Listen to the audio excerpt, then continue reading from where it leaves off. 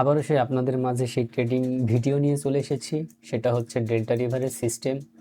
Delta রিভারের confirmation নিয়ে কিভাবে trading করবেন এবং আপনার লসগুলোকে কিভাবে রিকভারি করবেন সে বিষয় নিয়ে আমি পূর্বে অনেক ভিডিও দিয়েছি, আপাতত এখনও আবার নতুনভাবে ভিডিও দিচ্ছি।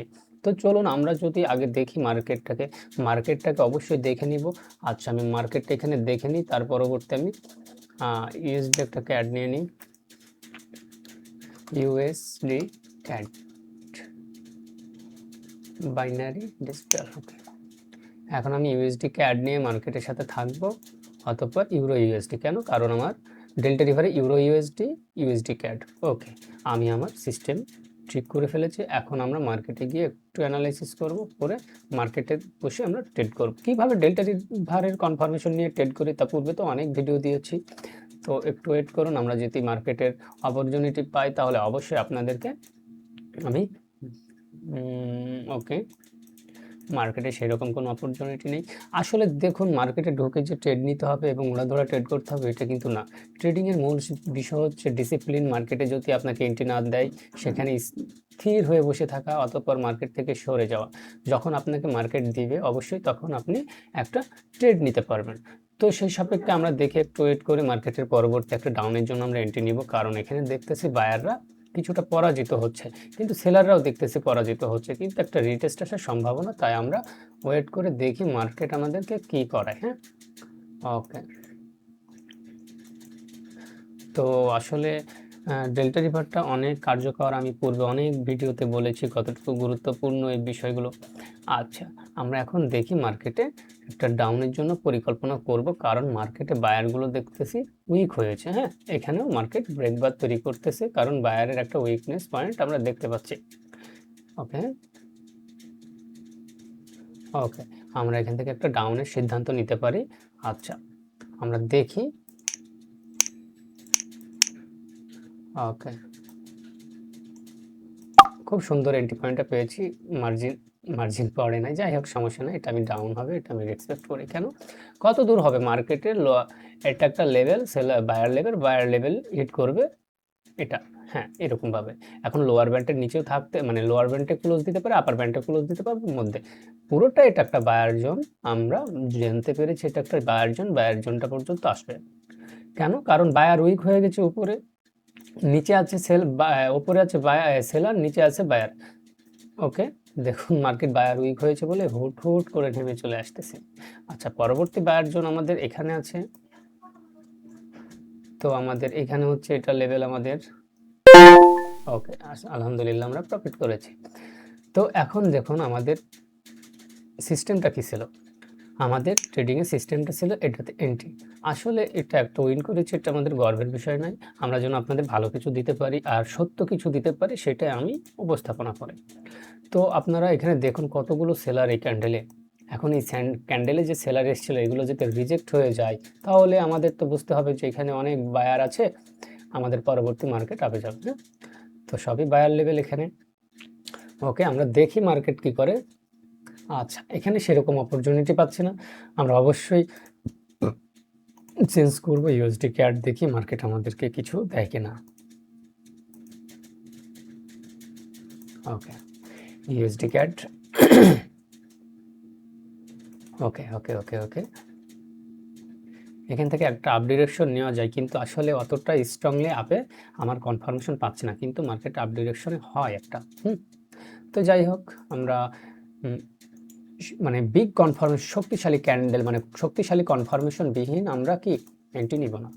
তবে আমি বলেছিলাম এটা আপে যাওয়ার সম্ভাবনা আছে, কিন্তু আমার অতটা শক্তিশালী কনফার্মেশন ছিল না। কেন ছিল না? কারণ আমরা দেখতে পাচ্ছি এই ক্যান্ডেলে এখানেই সেলার আছে, এখান থেকে রিজেক্ট খেয়ে আবার নিচে পড়ে যেতে পারে, কিন্তু বায়ারের স্ট্রং লেভেল যে এখান থেকে উঠবে এটাও সত্য, আবার এটাও সত্য এখানে সেলার আছে। হ্যাঁ, এই জন্য আমরা দু চোখে সমস্ত কিছু দেখি, দেখার পর আমরা এন্ট্রিগুলো নিই, যেন আমাদের এন্ট্রিগুলো মিস না হয়। হ্যাঁ, তো এই হচ্ছে বিষয়। দেখুন আপেই যাচ্ছে, কিন্তু এখানে যে বায়ার লেভেল ছিল, অতঃপর এখানে যে সেলার লেভেল ছিল সেগুলো আমরা দেখতে পাচ্ছি, যার কারণে আমি স্টপ থাকলাম। দেখেন একটা ইনডিসিশনাল মুভমেন্ট হয়েছে, ডোজি হয়েছে, তাই না? তো এইভাবে ট্রেডিং করতে হবে, তাহলে আপনারা কিছু করতে পারবেন। এখানে সেলার অ্যাক্টিভ হয়েছে হিউজ পরিমাণ। আচ্ছা, মার্কেটে আমি একটু মার্জিন আর পাবো না, কারণ ফার্স্টে গেলে অবশ্যই আপনার মার্জিনটা পেতাম।